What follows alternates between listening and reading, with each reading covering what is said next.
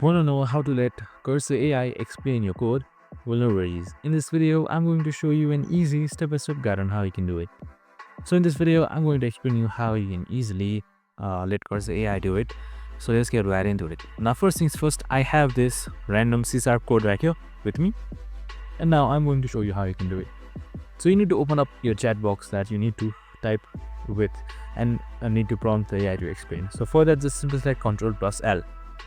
So now once that's hit Ctrl+L on your keyboard, here you should be seeing a new chat. So you can just simply type in explain this code to me.